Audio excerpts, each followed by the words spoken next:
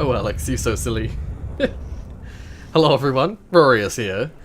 Back with Half-Life 2 Episode 1, and Alex was still stuck behind the wall. If you saw the end of the previous video, you will have seen she just like stood there for no apparent reason. But yeah, let's get moving. Now, I don't remember which one was the last, last commentary node. I might just check real quick. Okay, so last node we saw was 5. I just had a look. Oh, these guys are all dead.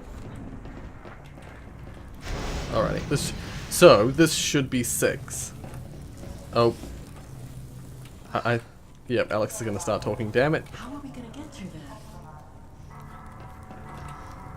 I don't like doing the nodes at the same time as them talking because I like having the subs on. I'm gonna go back here and listen to it. So this should be 6. We created a new Citadel destruction set of broken Combine panels and prefabs for the interior spaces to help make the Citadel look like it was on the verge of exploding. We also introduced a strong ambient orange color to help sell the fact that the Citadel was in a much different state from the last time the player passed through. The orange atmosphere was justified due to all the fires and smoke inside the Citadel. Makes it look a lot more alive, definitely. Makes it look less cold and... I think I hurt Alex. Or unless she was saying something about good idea. I didn't have the subs back on, so I don't know.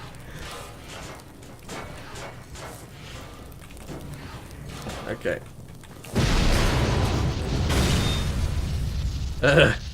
Actually, that's convenient. Well, that was random. Well, that was random. I was gonna say, that's convenient. Talk about unstable. Clears the path for Alex. I really don't think we should hang around. No, I don't think so either. So yeah, we've seen 6 now, and we're gonna head off to find 7. We're just slowly making our way through the Citadel, basically. We're wanting to get to the core. If you don't know the story of this game, at the moment... Ah! Oh. I thought I was doomed. It's like, I don't have a weapon! Holy crap, we gotta cross through that? You first, I think she says. Yeah. I'll be right behind you. It's funny, because it doesn't affect her. She can just run straight through it. Okay, so this should be 7. The primary goal of the first Citadel map is to communicate to players that the Citadel is falling apart. The Vortex was a late addition to the map, in an effort to beef up the idea that the Citadel was becoming a very dangerous place. We had particular difficulty in conveying the danger zone here. In early playtests, players thought that the entire bridge was dangerous at all times. Some additional effects work helped let players know where the dangerous areas were. We would have loved to base more gameplay on this Vortex idea, but we just didn't have the time. Fair enough. I guess if it was a late edition, then that's fair enough. Ah! I actually started getting pulled just then. Oh, she's actually running at the right time. Very good, Alex. She looks really concerned. Yeah, we did, yay! Previously, I've seen her run straight through the vortex thingy. How about you go in first? Okay, this isn't the one I was thinking it was. All good. What went on Damn. here? Can I stay up here and listen to the developer commentary nodes? What the hell are those things? Maybe this console has some useful information. I want to listen to the nodes, but it's probably going to interfere with...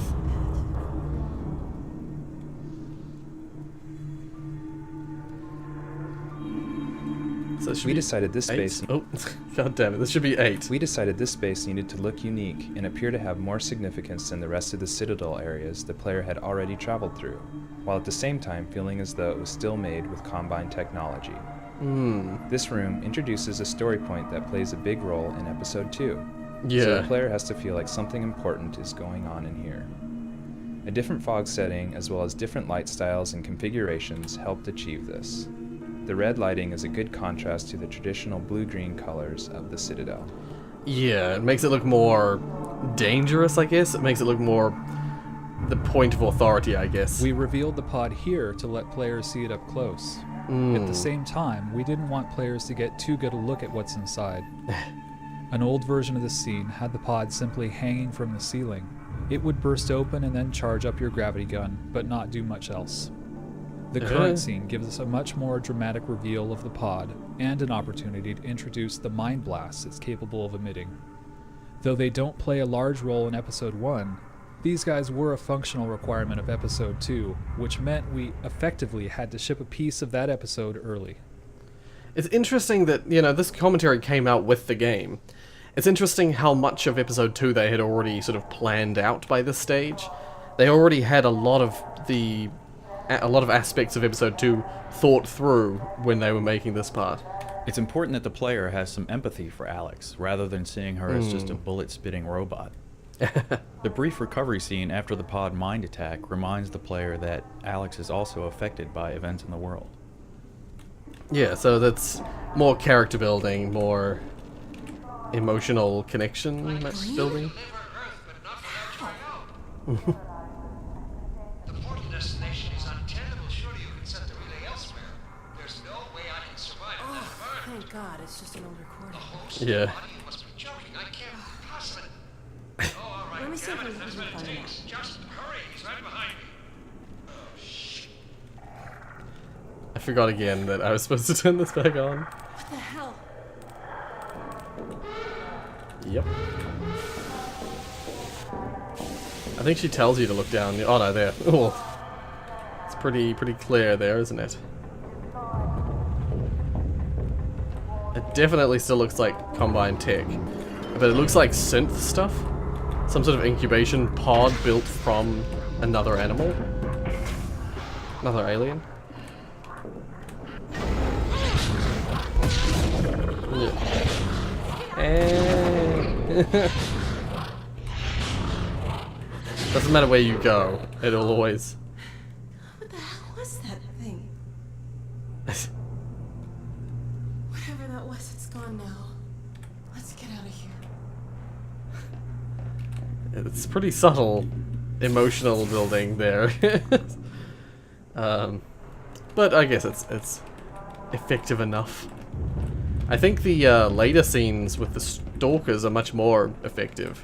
Okay, now I wonder if I can get her to go through. Go first. You go first. You go. Nah. She's like, nah. Ain't having it. Okay. Gordon? You're like, no, not again. You can't jump. You just sort of like... Beep, beep, beep, beep. The one weapon you have. Hey, it's doing something to the gravity gun. It looks like it did in Brink's portal reactor. Yeah. I'd say there's security device Yeah. handy if it stays that way. It's interesting that they originally intended to soup up this gravity gun again, but use the Combine advisors to do so. It's interesting that was the original plan for this episode. Knowing that they'd already souped it up using those, confiscation devices previously. Interesting that they originally thought to make the Combine advisor utilize technology that's used elsewhere. It's just strange choice. Yeah. The light bridge. Oh my god, I forgot again. The light bridge ball sockets are a clear example of our training approach to new gameplay elements. We train the players with a We need to leading get example, confirm they understand the concept, then switch up the problem set and make them use it in a new way. The first bridge shows players the solution, the second one confirms they understand it, and the third, knowing they understand the gameplay mechanic, challenges them in a new way using that mechanism. Holy crap. Yeah, so it shows you one that's already activated and has a red one there, which you can activate. I seem to recall being very confused at this stage, because doing this kind of thing wasn't really a logical or a frequent done thing, you know? It was sort of brand new. Which is strange, coming from someone who plays a lot of Portal, and putting energy balls into receivers is like your bread and butter in Portal 1. But that whole mechanic comes from this game. It wasn't a thing until episode 1. And they just borrowed it for Portal. Nope. Okay. Any more? No? Okay, there is. Go away. I want to listen to the node. Impending destruction is a God, recurring, I keep forgetting. impending destruction is a recurring theme in the Citadel. From story, mood, and visual standpoints, this changes the Citadel. The destruction needed to feel natural rather than entirely scripted upon the player's actions. Not showing the destructive events dynamically makes the player assume the level of damage is static. However, if the events are too obviously triggered by player movement, the destruction feels too scripted. We found the solution was to give players glimpses of things that were happening at the periphery of the player space, as well as in their immediate vicinity, to give the feeling that stuff is happening whether the player is present or not. Right, yeah. No, actually, I thought that was very effective. The fact that this fell down while I was still up back over there, I could hardly see it. You know, it was almost completely consumed by the fog. Yeah, so this one, as I said, is just to confirm that you understand the what to do. You know, the thing that you're doing. Because yeah, you have 2 of them that you have to press. Oh, I've got to keep an eye out for a node that I'm missing. And then this last one is an actual puzzle based on energy ball shooting. Okay, so what have we got here? Oh, not yet.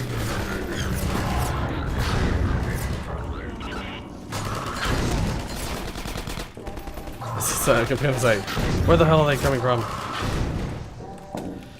Okay, I think that's... Nope. Damn, I was hoping I'd kill him with the grenade. I failed. Alright, let's listen to this. Having trained the player that Oh my god. Having trained the player this that is balls terrible. fit into sockets, we wanted to introduce a puzzle where the question was how to get a ball into the socket. The puzzle we came up with involved a socket with an object blocking it, so that the player would have to ricochet a ball into place.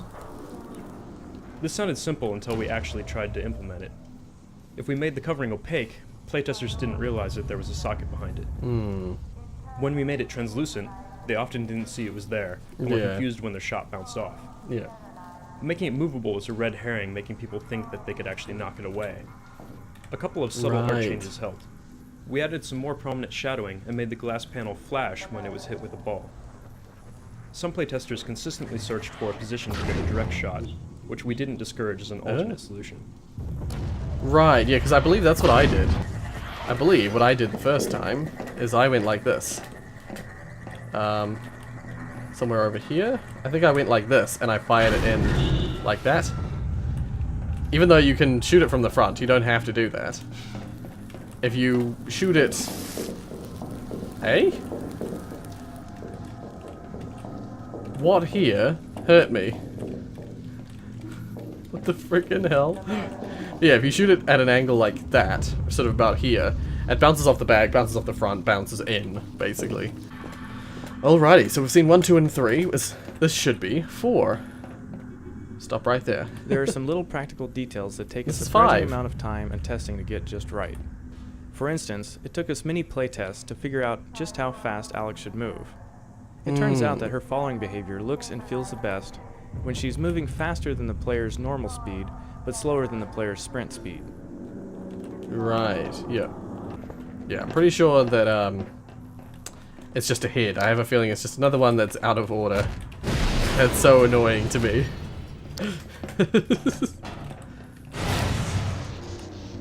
Because I become so suspicious that I'm gonna miss something. I hate that feeling. Oh. Don't you come any closer.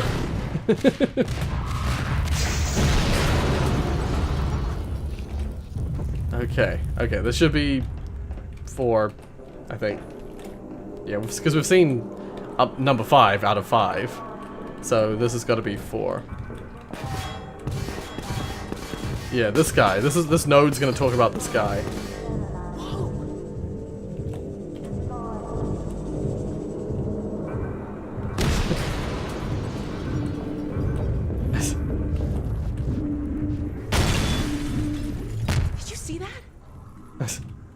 Yeah, this node is a really interesting talk about drawing your attention. You will have seen the guy over here shooting. It's about him, basically. This dropship scene was another case where we had to be clever about drawing the player's attention to something cool that was about to happen, Yeah. which the player could easily miss if they weren't looking in the right direction. We used a solitary soldier firing at the player to draw their attention to where the dropship climbs into view. Once the player notices the dropship, there's a good chance they'll watch it until the payoff when it crashes. Yeah. It's really interesting because I looked at this. I looked at the guy who was standing over here. Alex doesn't shoot at him for very long. If she does start shooting at him, she only shoots a couple of shots. But he's standing there. He's standing there shooting at you. But then as soon as the dropship passes your view, he disappears. He's no longer there anymore. Which is really fascinating. They just put him there so that he'll shoot at you, so that he'll grab your attention, so that you'll see the dropship come past your view and like take up all of your view, and then it sort of does its thing. It flies over, drops the strider down there, and then crashes. But yeah, it's a cool little scene because it also emphasizes the damage being caused to the Citadel. It's just a cool little scene. One that's easily missed if you're not paying attention. Okay, come in here. Open the door, slave person.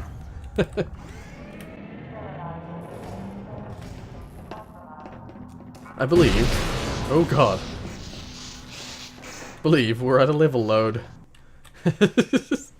I'm pretty good at picking the level load locations now.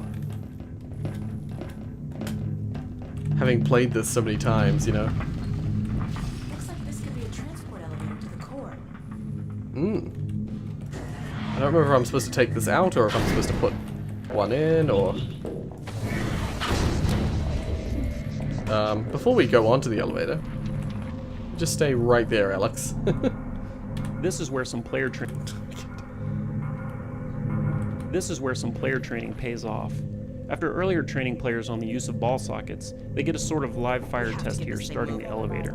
This is the beginning of the level's puzzle arc, where a basic gameplay mechanic is made increasingly more complex by layering other puzzle elements on it. The first puzzle only requires that the player find a combine ball and put it in the socket. Yeah, so this is, yeah, as he said, like, this is a part where it starts to, it staggers. It gets more and more complicated as you move. We must be on the right track. Yeah. So you start heading down. Watch out! Oh, that's right. I forgot that this is what this part was. Here comes more. Yeah, bits and pieces are falling to damage the elevator, basically. And so you've got to grab the big ones and launch them away from the elevator. The node. Heads up! The node is still up there. And I believe it just more and more stuff falls. And actually there's a scene that we're about to What's see wrong with this lift?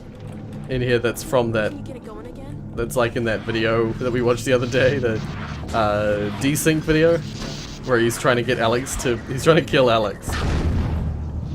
Oh, nope.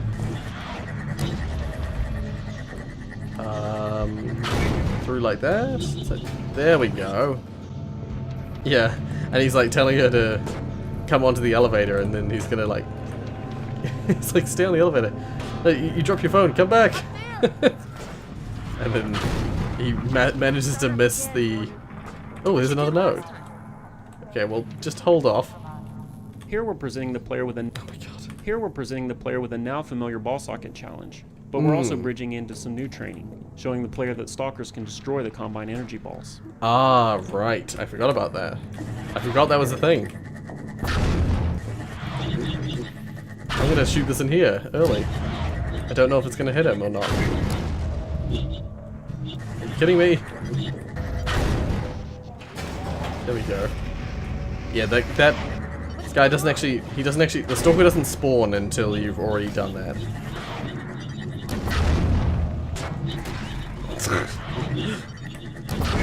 The stalkers are really sad, but it's funny as when they get hit by an energy ball, because it just gets totally floored by it. Really moving now. Yes. I wonder if you can block. I wonder if you can block it. Nope, you can't. pieces that are sort of too large for you to grab with a gravity That gun. was close. In the nick of time. That cliche. Okay, you stay right there. Late in development, we changed the art for these doors so that players understood they were entering the core area. It turned out that having Alex talk about the area wasn't enough to give playtesters the sense that they'd finally arrived at the core. Right, yeah. Fair enough. Like, if you make the... It's like the Combine... Sorry, the advisor room, you know. If you make the design look a bit different to other areas, it makes you feel like you're in a new area, or make you feel like you're in a special area. Yeah, I believe this is a level load, yeah. It's a classic airlock level load. There's the long, narrow hallway level load, or there's the U or bend level load. And then there's the airlock level load. Those are two classics.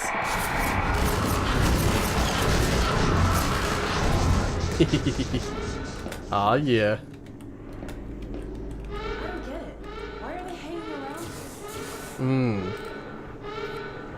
It looks like they were deliberately trying to blow the reactor. But Yeah. You find out sort of a little bit about... it looks pretty far gone. Yeah. I like the design of this a lot. I was right about this. Yeah, because it's like this amorphous Let's see if we can find a way through the sphere, for want of a better word. Amorphous sphere, that's an oxymoron. An oxymoron. I just stand here. This is another key vista, this time showing the core. It's a visual payoff for the player's success in getting here, and simultaneously, a way to present the player with a view of the next challenge. Yeah. This is I love this view. I love this object. Little insight on something that, a little Portal Unity insight for anyone who's interested. We actually wanted to use this in Portal. We wanted to use this in our Portal Unity mod as the core that you visit at the end of the game, but we couldn't get it to work. We just couldn't get it to work, generally. I believe because of shader stuff that's, you know, built into this, it just wasn't functional in Portal. You probably could import certain parts of it if you were willing to edit the engine, but we weren't. We weren't that good. We weren't skilled enough to do that. So, yeah. That's what the core was supposed to look like. Anyone who was interested in that kind of trivia. The elevator's down in the core entry. Let me see if I can call it back to this level. Yeah. So now we have to deal with stalkers and with These the relays core. are off the chart. I hope it's not too late to re-engage the containment field. Good thing you know what you're doing. Do I? Well, here's your elevator. Gordon, I wish there was something else I could do to help. Just shh. Okay, hopefully she's just gonna stay there. Creating a believable, interesting relationship between Gordon and Alex is made a lot tougher by the fact that Gordon never talks. This Yeah. elevator scene presented a nice little opportunity to have Alex express some emotion in a situation where Gordon isn't really in a position to respond. Only thing I have a problem with this scene about, that was horribly worded. The only problem I have with this scene is that it's almost a direct, I want to say a reflection, but it's almost an exact copy of the scene that you have at the end of Half-Life 2, where you go into the Breen boss battle, I guess. It's like a boss battle. Yeah, it's almost a direct copy of that. Even with the whole hand on the glass thing, it's like a direct reflection.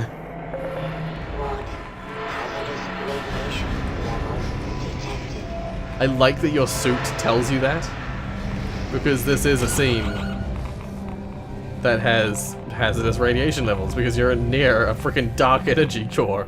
But let's have a listen to this. The core Oh, no, I didn't put this off. The core There we go. design posed a lot of difficult challenges. Generally speaking, if the gameplay in a particular map isn't working, we can simply cut the entire area. This wasn't true of the core, because we knew it was critical to the story. On top of that, designing Citadel gameplay is often a bigger challenge than working out areas in City 17, largely because Citadel levels have a narrow set of gameplay tools. There are less enemy types available, and the player is usually only armed with a gravity gun. Because of this, we had to go through many iterations of the core design. One of the earlier prototypes was a kind of futuristic version of Operation, where players had to use the gravity gun to cleanly manipulate rods into slots in the core. That didn't work, partly because playtesters found that their view was obstructed by the rods, which made it frustratingly difficult to manipulate them with any kind of precision. We prototyped, playtested, and abandoned several other designs until we finally arrived at one that was fun, while still being challenging enough to give players the sense that they'd accomplished a significant goal. Yeah, and I feel like for this kind of strange, alien-ish technology,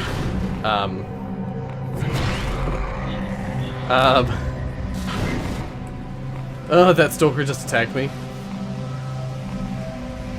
That's really interesting because that stalkers was set to be a much more direct enemy to you in Half-Life 2 originally, because there were scenes in certain areas of the cut content Half-Life 2 stuff where there was just a stalkers directly attacking you, not even in these kind of areas, not even in the core inside Citadel. They were just out in the open. Of course they don't exist anymore, those weren't continued for the final product. But yeah. But no, what I was going to say about that developer commentary, if I'm not mistaken, that guy, I can't pronounce his name, if I'm not mistaken, he's actually one of the people who does concept art for the game. I could be mistaken. I might be mixing up his name with the name of one of the main concept artists. But yeah, the concept artist, there's 2 main concept artists for Half-Life 2, and they're really good at what they do. Yeah, I like agitating the core by launching energy balls into it. It like borderline collapses in on itself and then it re-expands. Oh dear, I don't know why, but I just like that a lot. Okay, so let's keep moving. I'll try and get to the end of this section. So we'll get to the end of the core. I'll get to the end after we've reached the 12th developer commentary node for this map. That's sort of around where I'll leave it. The difference between skill levels isn't just a matter of damage dealt and received. For instance, in easy mode, we increase the length of time a combine ball survives before exploding, putting less pressure on the player to get the ball into a socket. Right, of course. I seem to I'd forgot that was a thing, but I remember hearing that now. Yeah, so it means you have a little bit more time to bring one of the balls in here, if I'm not mistaken. Because it only lasts a certain amount of time being held by the player. And only a certain amount of time once flung. Yeah, and this is another one of those things where he was talking about ramping puzzle difficulty. This is like the first one, just the bars just like pop in properly and then it fires that particle beam, and that's it. It's you know, you press the button, it does that, all's fine and dandy. Where is he? There he is. Goodbye.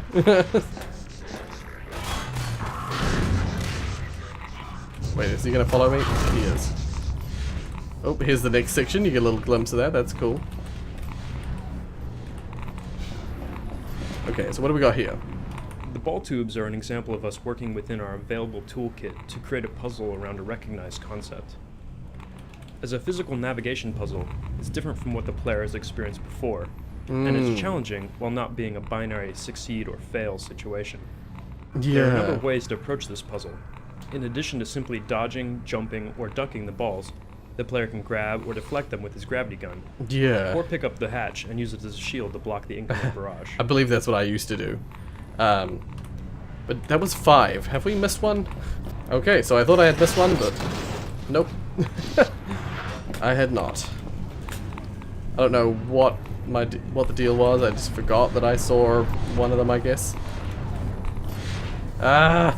The energy ball pushed me through, launched me up here. But yeah, this is cool. I like that you get to see more of this. This is what was powering the teleporter in Half-Life 2. So I like that. I like that that's how you... Oh. That's how you...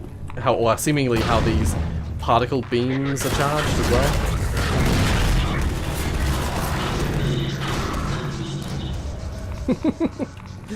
Okay. That was very intense. And real short, very intense section. Okay, once again. The Combine Core. Oh my god, I constantly forget. The Combine Core was another new space that needed to stand out from the rest of the environment. We wanted the core to look hot and dangerous, but still be distinct from the fires and the cool blues of the rest of the Citadel. The core became the primary light source in this space, and in conjunction with the white set of Combine materials, we created an extreme contrast to the normally dark values of the Citadel metals. Yeah, I believe this will be 6. The core sphere was one of the last special effects that we finished. Yeah. To achieve this effect, the core uses animated textures, flow maps, normal map refraction and specularity, as well as volumetric particulate matter rendering, which takes advantage of the core being a sphere. Right, yeah. It's quite the visual... quite the visual effect, I guess. Okay. Yeah, I've always loved this sphere. It's such a cool effect.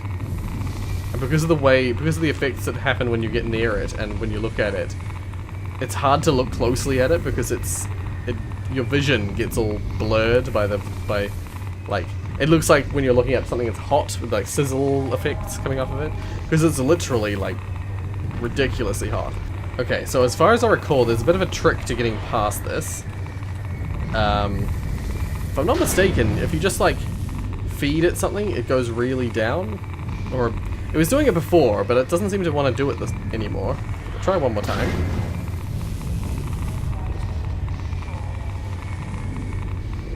Doesn't seem to really affect it that much, so I'll try and get past it as best I can. Okay, now... Oh, I got past it without getting... I don't know if I've ever got past it without actually getting hurt. Like, I usually get hurt a little bit. But that time I actually just got past without getting hurt at all. That's crazy. I was gonna say, any more coming? No? Okay, let's listen.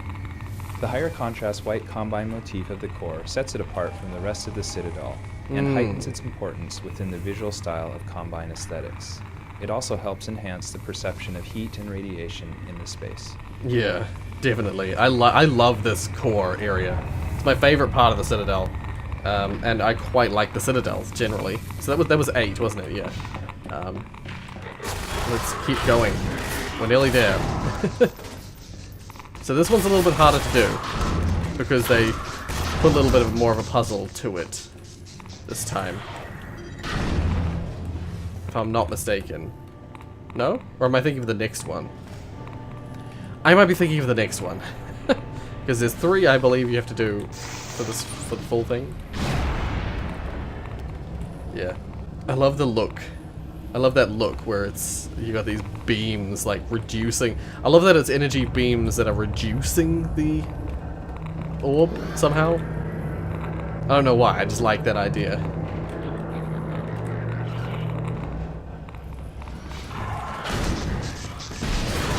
Oh dear. I wasn't expecting that.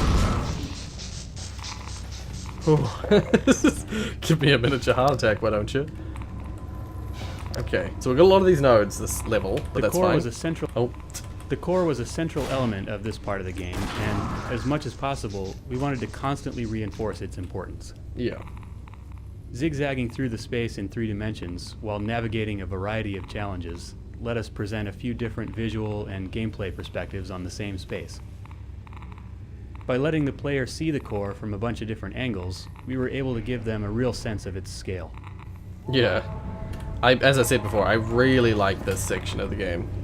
I feel like this section is the most interesting, the most well-made scene in a lot of the games.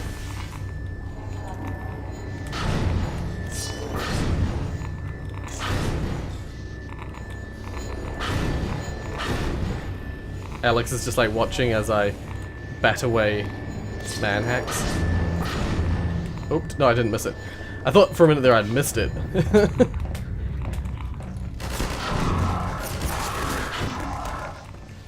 They're gonna come for me through here.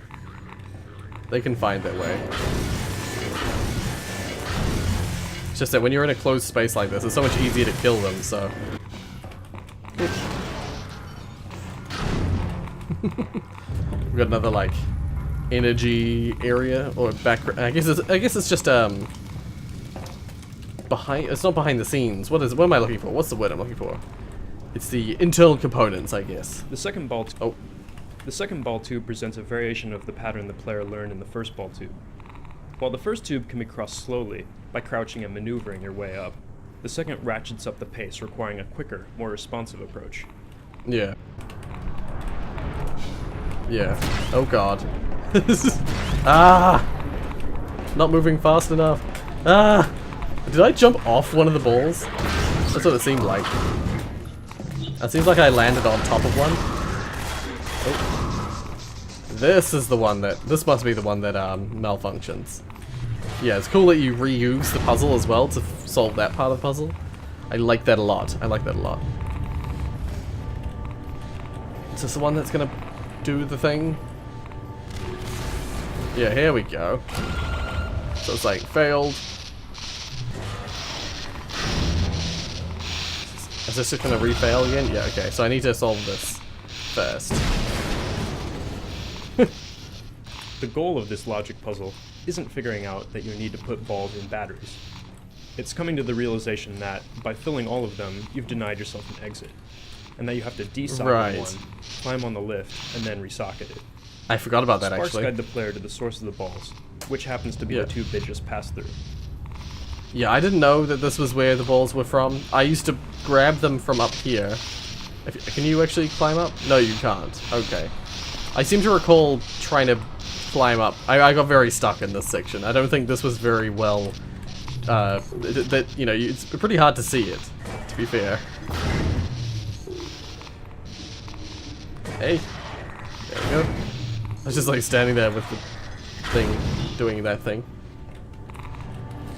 Yeah, so basically you gotta grab one of these, let it come down, fire it back into there. Yeah, perfect. And then grab one more for the road. For this guy. Yeah.